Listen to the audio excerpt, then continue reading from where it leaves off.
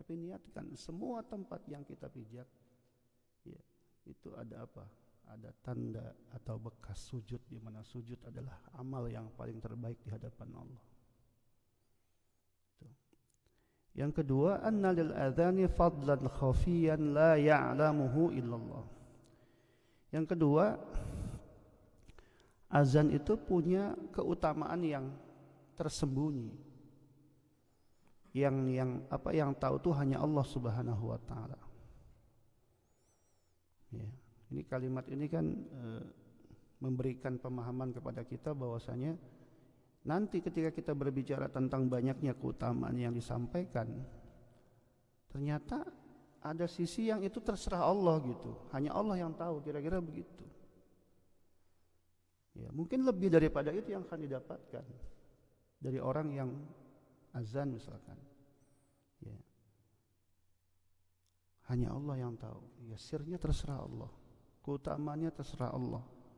Ya, disebutkan dalam satu hadis, "Lau ya'lamun nas ma fil nida'i was saffil awal, thumma lam yajidu illa an yastahimu." Ya, lastahamu alaihi. Kalau saja orang itu tahu, ya, apa yang ada di dalam azan, kemudian saf pertama, kemudian dia nggak dapat, bahkan dia harus membayar, ya, agar kemudian apa? Kemudian dia bisa mendapatkan itu. Itu kalimatnya kan luar biasa. Kalau saja mereka tahu keutamaan saf pertama, keutamaan azan, manggil orang untuk sholat, ya teman-teman. Manggil orang untuk sholat kalau orang tahu. Ya. Bahkan ketika dia nggak mendapatkan saf pertama, bahkan ketika dia nggak mendapatkan untuk azan itu, dia kemudian kalau perlu saya bayar biar saya bisa melakukan itu. Kira-kira makna umumnya seperti itu. Ini kan lagi-lagi adalah sebuah motivasi kepada kita semuanya teman-teman, ya, bahwa kita dalam amal soleh itu, kalau bahasa mudahnya begitu, nggak ada dalam Islam itu yang sia-sia. Ya, hatta bisyikil qamar itu, walaupun bisyikit tamar gitu, walaupun hanya sebiji tamar gitu, sebiji kurma, nggak ada yang sia-sia teman-teman. Apalagi melakukan hal-hal besar gitu.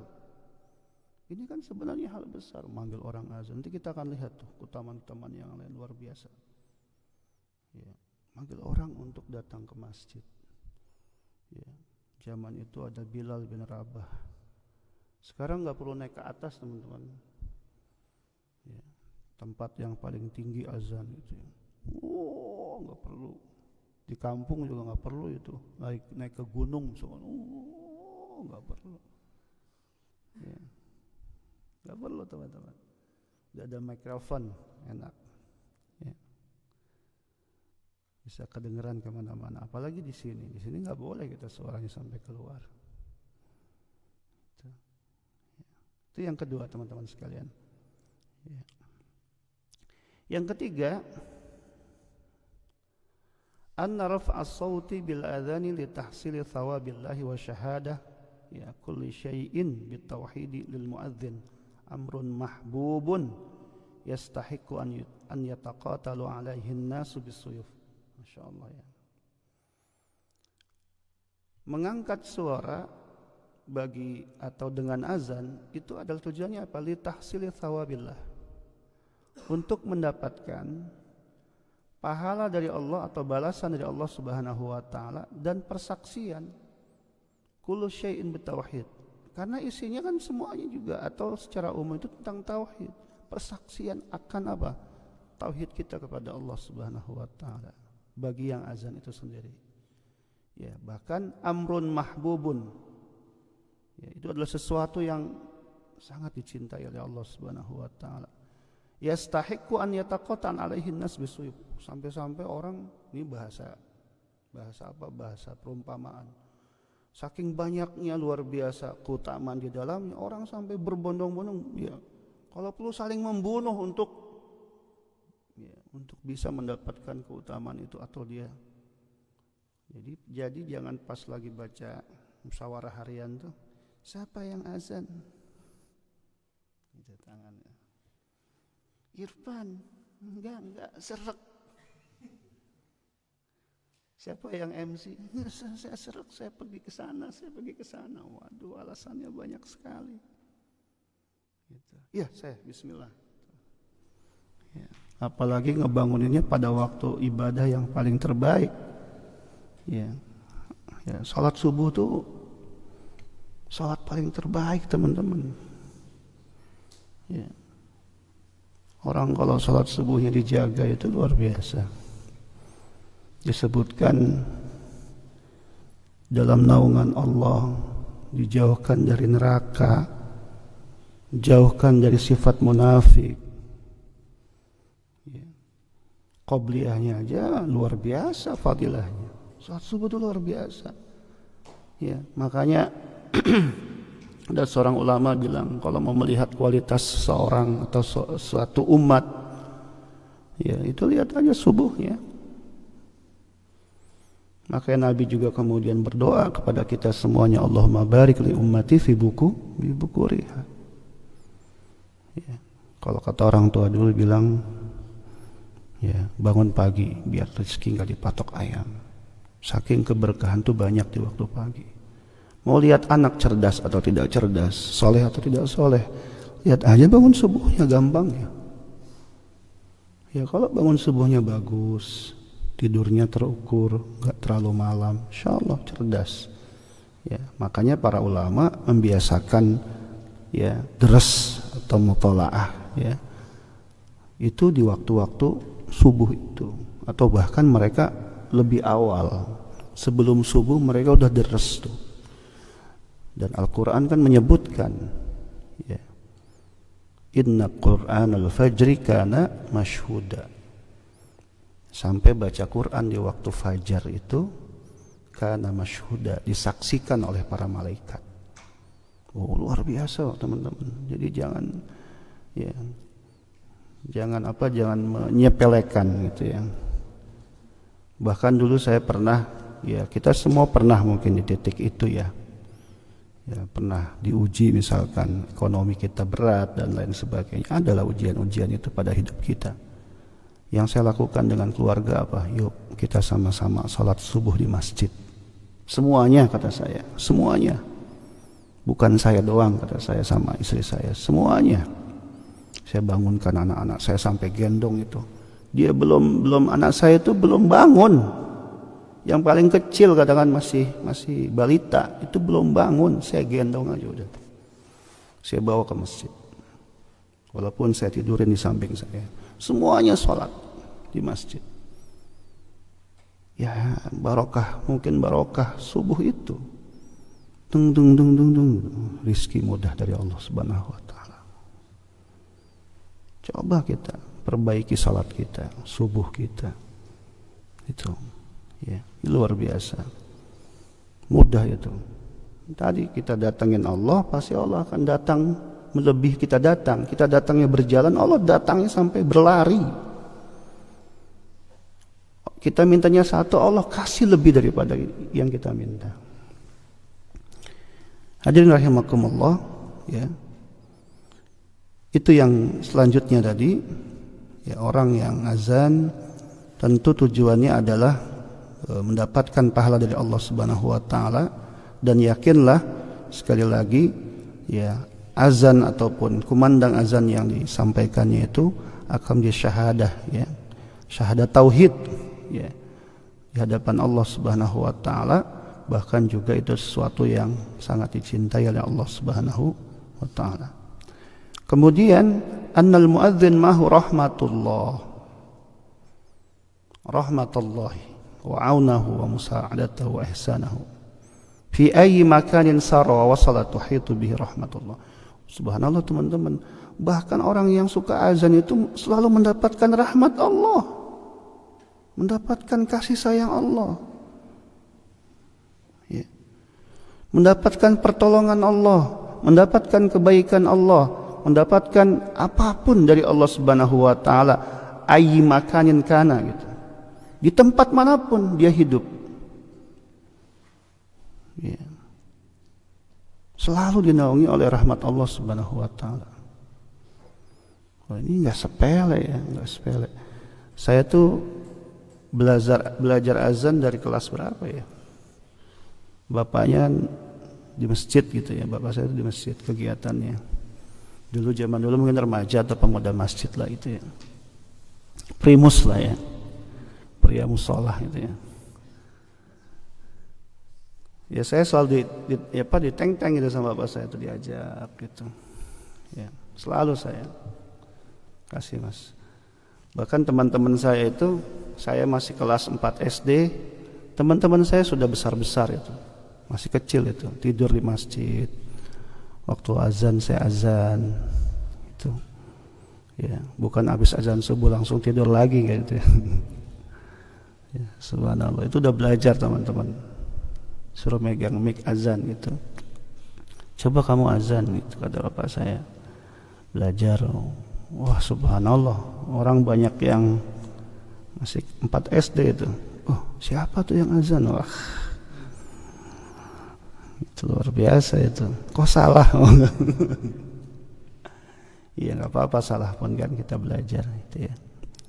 Masjidnya masjid besar di kampung bapak atau di rumah dekat bapak itu di Jakarta, masjid besar, tanahnya juga besar, halamannya besar. Ya teman-teman sekalian, bisa jadi kalau kita hubungkan dengan fadilah ini, apa yang saya dapatkan dari setiap kemudahan Allah itu adalah apa yang saya tanamkan di masa itu gitu. Oh dulunya saya ya azan misalkan gitu. Dulunya saya suka azan. Ya, bisa jadi barokah itu, barokah azan itu. Ya. Yang penting itu teman-teman, niatkan ikhlas. Jangan mau dibilang suaranya bagus, gitu misalkan dan lain sebagainya. Karena kita harus ingat, ya amal soleh itu juga pada akhirnya bisa jadi loh. Itu nggak menyelamatkan kita. Ya, bisa jadi. Ketika apa? Ketika nggak ikhlas. Kan ada hadis Nabi menyebutkan 3 orang yang pertama masuk neraka itu. Semuanya orang yang melakukan amal soleh, tapi 3-tiganya masuk neraka duluan. Gitu. Orang yang berjihad di jalan Allah, berperang di jalan Allah, mau disebut sebagai seorang mujahid. Itu dalam hadisnya begini. Ya. Saya berjihad di jalan Allah. Ah, bohong kamu. Waktu kamu berjihad kamu niatnya ini kan gitu. Dalam hadisnya begitu kalimatnya. Kemudian ada orang yang baca Qur'annya bagus. Ah, bohong kamu. Tujuan baca Quran kamu biar dibilang suara kamu bagus. Ya. Ada orang yang ya punya ilmu dia. Ah, bohong kamu biar kamu dibilang alim. Makanya sekarang dengan kondisi media sosial yang sangat terbuka ini teman-teman sekalian, ya bukan berarti para ulama ataupun para ustadz tidak diuji. Kalau tujuannya hanya untuk biar viral dan dikenal banyak orang, nanti esensi daripada dakwah itu hilang. Ya, karena kita ini sekarang dengan media sosial yang sangat terbuka ini, ujian syuhrah namanya, ujian popularitasnya luar biasa. Oh, banyak orang ya bikin konten sampai ya kita ya agak-agak gimana enggak gitu. Kayaknya Angga nih punya dual karakter gitu ya. Iya, yang penting niatnya tetap baik ya. Silahkan. Niatnya tetap baik. Dibawa santai aja, nggak usah terlalu serius nggak. Takutnya nggak kekejar nggak. Target takut nggak kejar nggak. Sabar saja, santai nggak. Iya. Saya lihat soalnya banyak yang stres juga itu.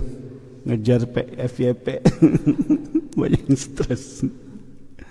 Itu dibawa santai aja. Semoga bisa menghasilkan cuan. Ya. Apalagi kalau niatnya dengan media itu kita kemudian bisa memberikan nilai ataupun kebaikan di hadapan kebanyakan orang seperti itu. Kemudian teman-teman sekalian, ya, Kalaupun nanti tidak tersampaikan semuanya, teman-teman bisa membaca di dalam berbagai artikel yang ada. Kemudian disebutkan annal muadzin aminun, ya, wa huwa mahallu thiqatin nasi ya'tamiduna alaihi fi ma'rifati waqti iftarihim in shamu au yaqbaluna 'ala salatil maktubah. Nah, teman-teman, itu seakan-akan orang yang azan itu orang yang terpercaya loh. Dianggap sebagai orang yang terpercaya, orang yang punya kesikohan tinggi di hadapan manusia. Orang-orang manusia itu pada apa? Pada bersandar pada dia. Kenapa? Karena dia orang yang paling tahu waktu misalkan waktu apa? Waktu berbuka, waktu mau sholat, ya kan? Makanya di sini ada hadis, ya, al-imam dhaminun wal muadzinun mu'taman.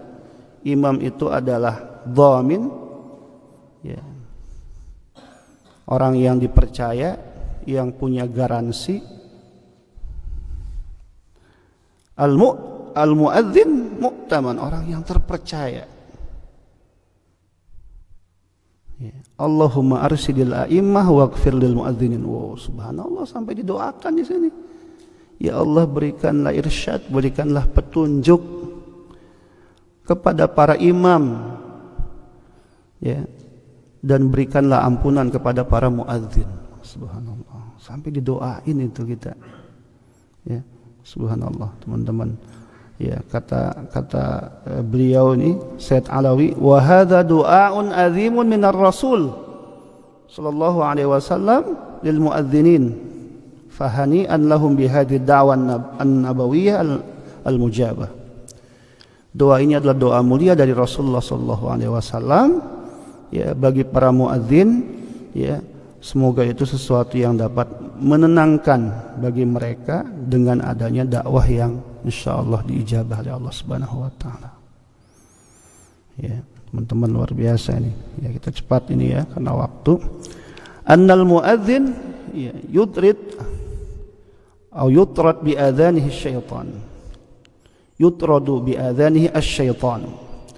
Bahwa orang yang azan itu bisa apa? Bisa membuat setan itu takut, teman-teman. Membuat setan itu terbirit-birit lari.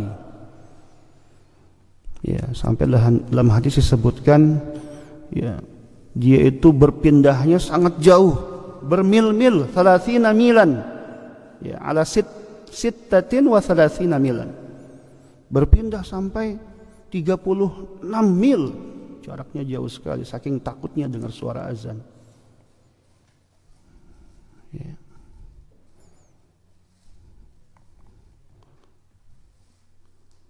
Wal muadzinu hum min ahabbil ibadi ilallah ta'ala. Muazzin itu adalah orang yang paling dicinta oleh Allah Subhanahu wa ta'ala. Maka dalam hadis pernah kita dengar, wa innahum la yu'rafuna yaumal qiyamati bi tuli anakihim.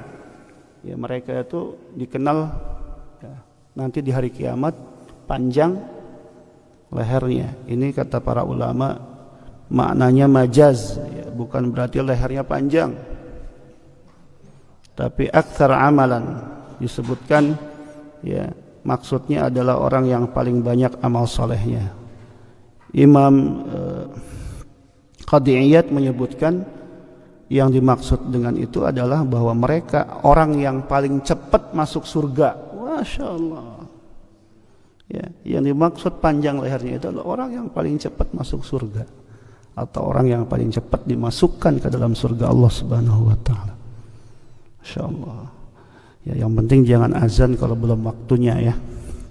Saking semangatnya belum waktu azan dia. 2:30 bangun azan. Ya. Hayya 'alas shalah. Ya, temannya ngasih tahu, belum masuk waktu. Hayya, itu salah gitu. Diganti sama dia, jangan, ya. Ya. Subhanallah, teman-teman, ini kalau dibaca merinding kita nih. Annal muadzin sab'a sinina ihtisaban lillahi ta'ala tuktab lahu bara'atan minan nar. Masya Allah, ya. Bahkan dalam hadis disebutkan, man adzana sab'a sinin muhtasiban. Barang siapa yang dia azan selama 70 tahun karena Allah Subhanahu wa taala kutiba lahu bara'atun minan nar, sampai dia dijauhkan dari neraka oleh Allah Subhanahu wa taala. Ya. Annal muadzin mahfudun min ahwalil qiyamah fi makanin barizin mutmaizin an ghairihi min ahli mauqif. Bahkan nanti di hari kiamat teman-teman, ya, itu ketika kondisi kiamat luar biasa, itu orang yang suka azan itu terjaga, nggak mendapatkan kekhawatiran dengan kondisi kiamat saat itu. Dijaga oleh Allah Subhanahu wa taala. Ya. Sebutkan juga man adzana 12 sanah wajabat lahul jannah, barang siapa, ya, yang dia azan selama 12 tahun maka wajib bagi dia mendapatkan surga Allah Subhanahu wa taala. Allah. Ya.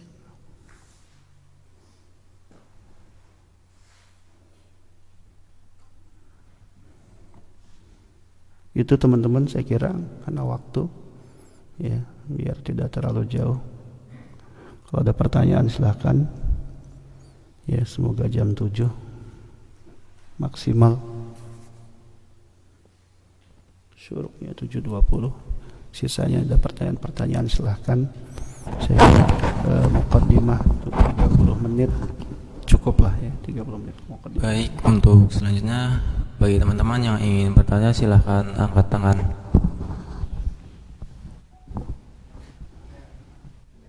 Mas Budi, ada lagi?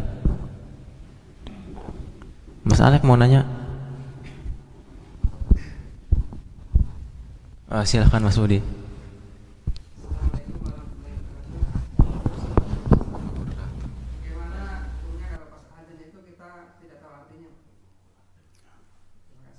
Serius, ini nanya serius ya? Ini serius. Ya. Fokus pada apa? Kita fokus pada lantunan nadinya. Oh, baik. Dilupa sama artinya, fokusnya sama suaranya. Terima kasih. Silakan yang lain sambil saya catat.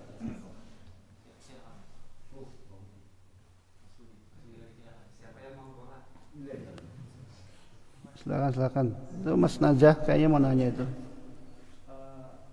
Mana yang lebih utama azan? Mana yang lebih utama menjadi muadzin atau menjadi imam?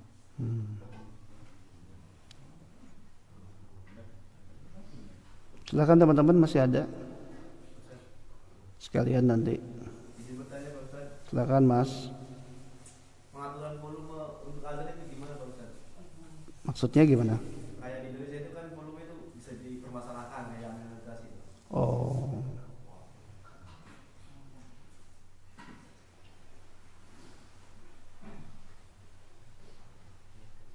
Saya kira azannya suaranya jangan kencang-kencang. Baik. Ada lagi?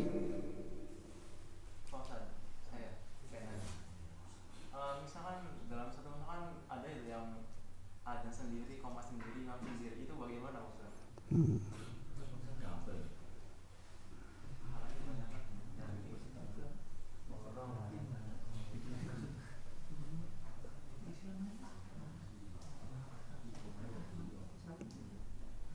Semua diborong gitu ya. Baguslah.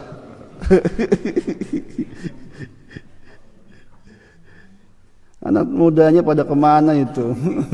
Tidur semua. Silakan Mas. Mau nanya apa? Kok kolaknya warnanya gitu. Baik, saya jawab. Nanti kalau menyusul ada pertanyaan lagi silahkan ya. Yang pertama, tidak tahu arti azan atau arti yang diazankan, dikumandangkan, ya, tapi fokus kepada nada. Ya.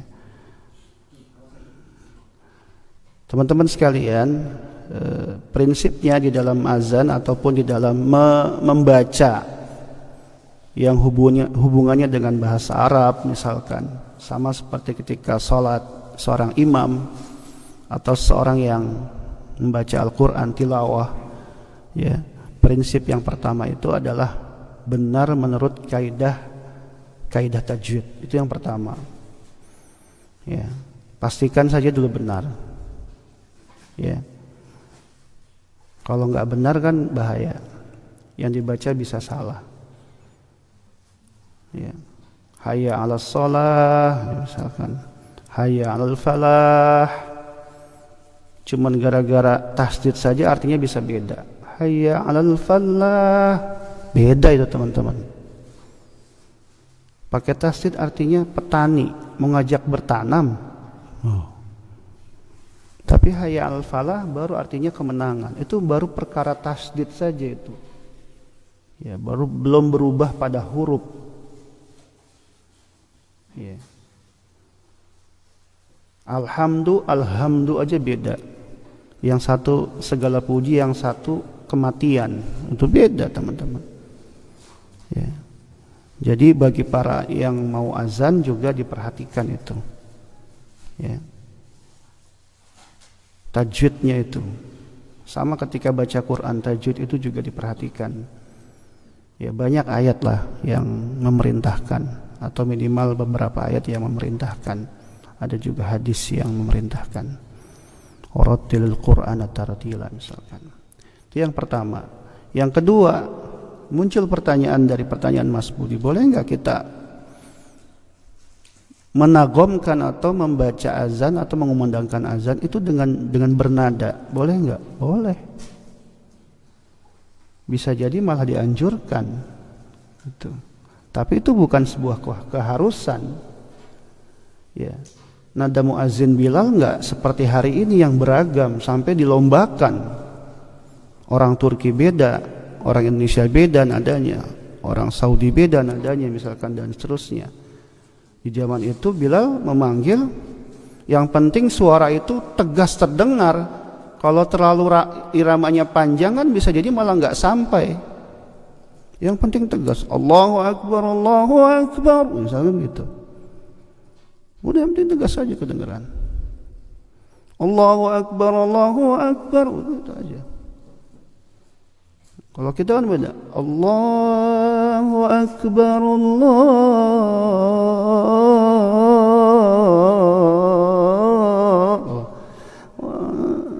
Ngantuk lagi dia.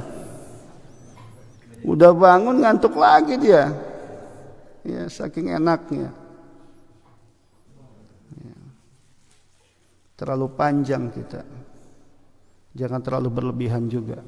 Di dalam kaidah membaca itu takalluf itu nggak boleh. Takalluf ya, berlebihan itu nggak boleh teman-teman. Ya, sekedarnya aja.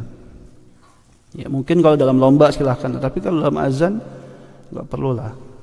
Ya, maksud saya tidak perlu dikedepankan gitu ya. Tapi yang lebih penting itu adalah sampai pesannya. Gitu. Kalau terlalu lama, waduh. Di sini terlalu lama, waktunya sempit gimana nanti? Kayak tadi subuh misalkan, ini belum dirubah nih, habis waktunya nggak dengerin azan tuh. Maka si muazin harus lihat, oh waktunya cuma segitu itu. Kalau perlu azan cuma Allahu Akbar, Allahu Akbar, Allahu Akbar, Allahu Akbar, udah gitu aja. Yang penting orang bisa ada waktu juga melakukan salat sunnah juga, itu harus diperhatikan. Ya mungkin kalau waktunya masih lama silahkan. Ya. Nah kalau kemudian pertanyaannya adalah dia azan tapi nggak tahu maknanya, sama dia baca Al-Quran dia nggak tahu maknanya, sama juga dia menjadi imam salat, dalam salat membaca ayat-ayat Allah dia nggak tahu maknanya, atau membaca setiap doa dia tidak tahu maknanya. Ya, tidak ada keharusan untuk mengetahui maknanya. Tapi akan punya makna salat kita ketika kita tahu maknanya. Akan punya makna azan yang kita kumandangkan ketika kita tahu maknanya. Salah satunya minimal apa? Tidak sampai terjadi kesalahan saat membacanya karena kita tahu maknanya. Yang kedua, kita bisa lebih meresapi apa yang kita baca karena kita tahu maknanya. Ya, ada sunnah misalkan ketika membaca Al-Quran. Ya, salah satu sunnahnya adalah menangis atau dia meresapi, mentadabburi sampai menangis. Bahkan disebutkan hatta yatabakkau. Kalau dia nggak bisa nangis, bahkan dia berusaha untuk menangis. Apa maksud sunnah itu? Atau Rasulullah menyarankan hal itu kepada kita? biar bisa meresapi setiap makna yang ada dalam Al-Quran itu. Ya, para sahabat ketika baca ayat-ayat tentang kiamat sampai beliau nangis, mereka nangis ketakutan masuk kiamat, masuk neraka. Misalkan takut di hari kiamat dia tidak kemudian punya amal soleh yang terbaik dan lain sebagainya. Ya, itu misalkan ya. Jadi kalau pertanyaannya tadi, ya,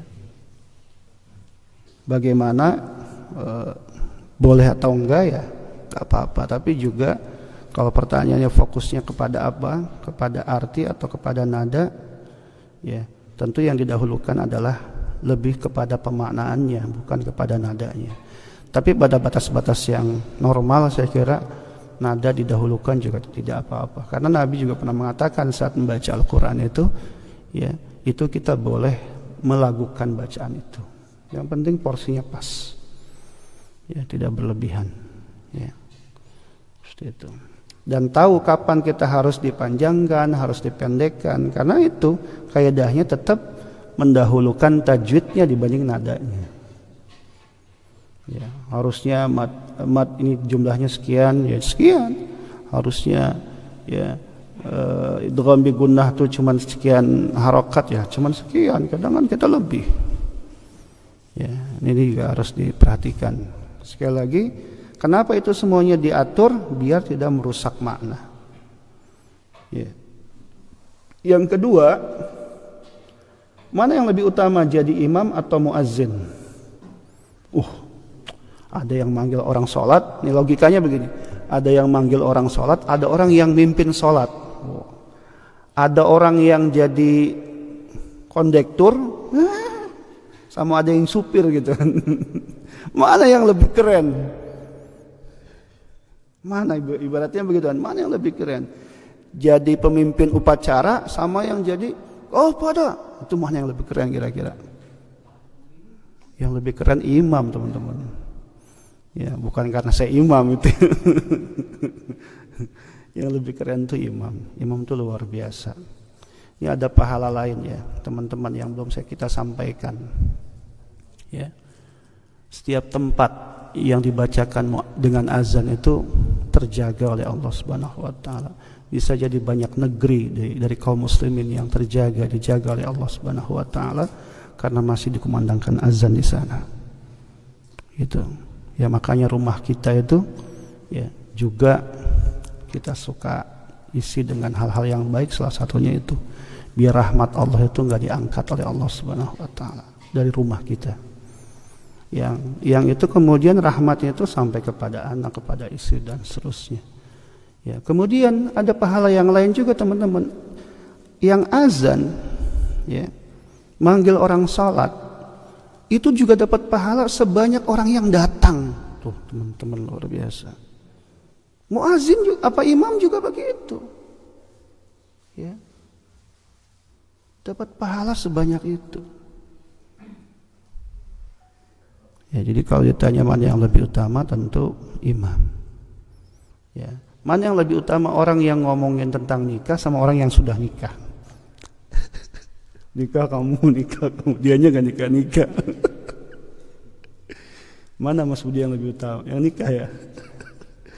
Ya, saya kan bilang kemarin ketika khutbah, nikah itu ibadah yang paling banyak pahalanya. Luar biasa.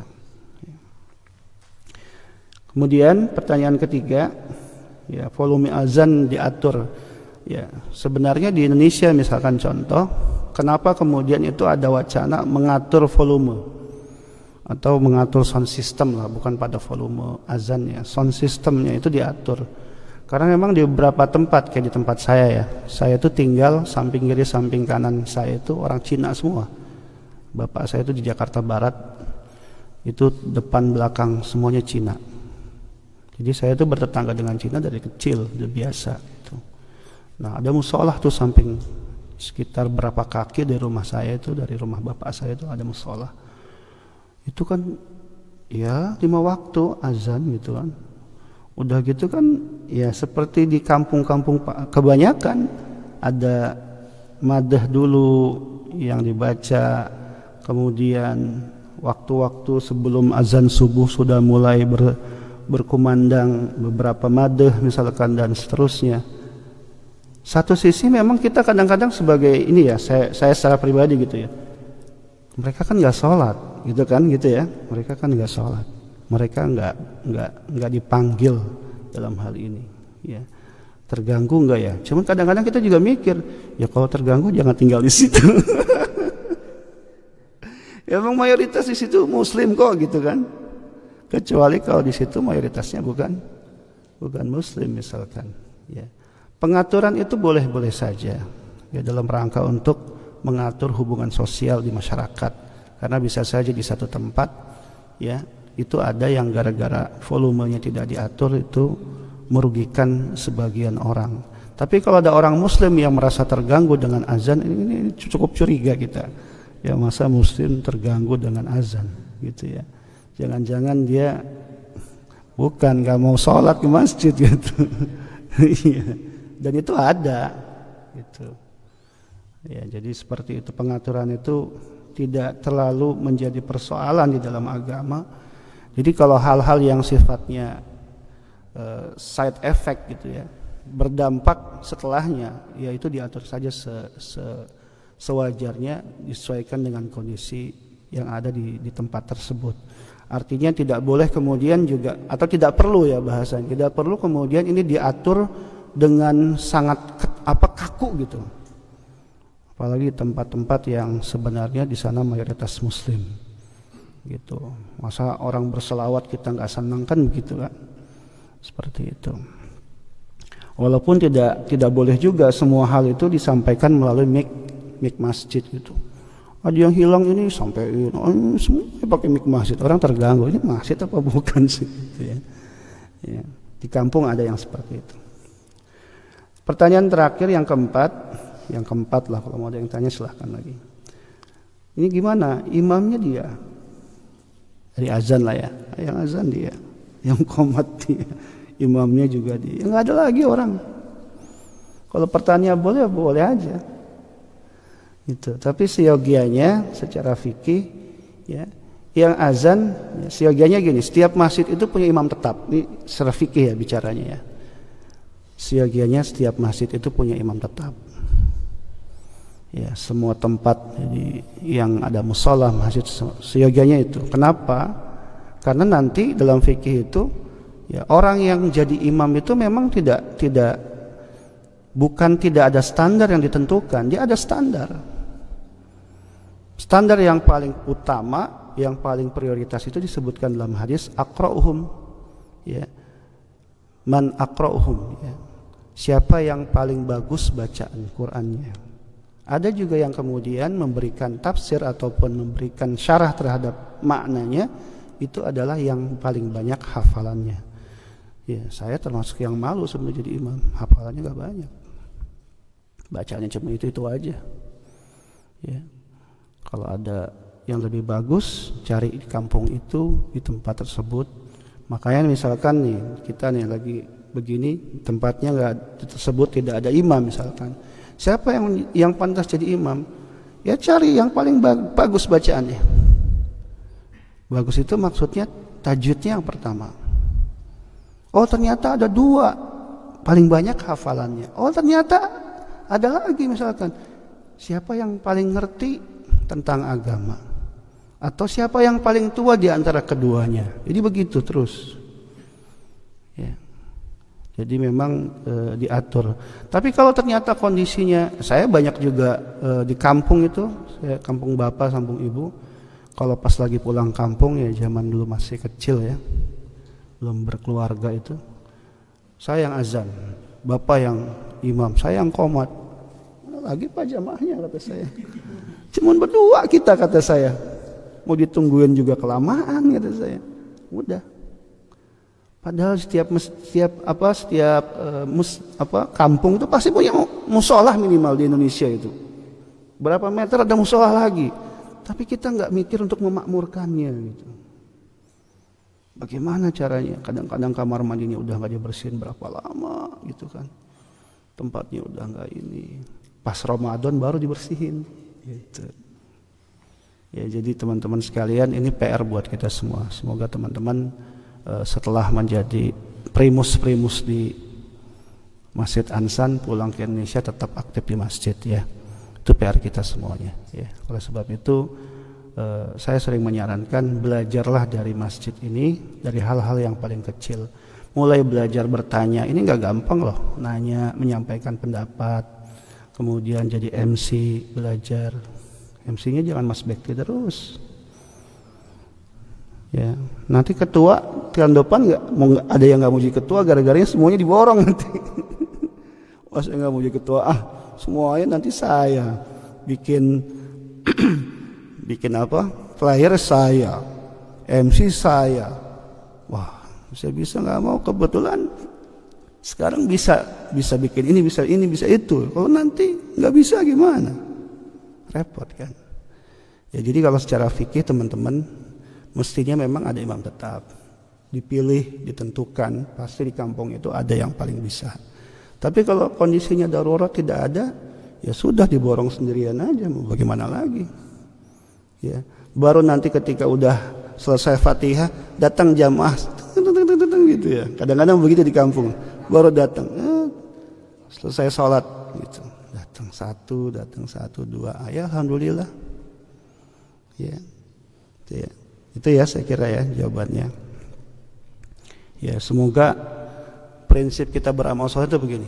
Kalau ada 100 orang yang melakukan kebaikan, maka saya satu di antaranya. Kalau ada 10 orang yang melakukan kebaikan, maka saya satu di antaranya. Kalau ada hanya satu yang melakukan kebaikan, maka saya satu-satunya yang melakukan amal soleh itu. Ya, kalau di kampung ternyata akhirnya tidak makmur gara-gara tidak ada yang mau azan, tidak ada yang mau qomat di waktu subuh misalkan, bahkan tidak ada imam, Tony nanti yang melakukan itu sendirian pun tidak apa-apa. Begitu ya, biar nanti kemudian orang datang. Kalau kemudian orang datang mengikuti kebaikan yang kita lakukan, kita dapat pahala juga dari kebaikan-kebaikan yang mereka lakukan itu tanpa berkurang sedikit. Itu luar biasa dalam Islam amal saleh itu. Itu ya, silakan sambil dimakan. Yang penting gelasnya jangan di. Baik, ada lagi yang bertanya apa kita cukupkan? Cukup juga.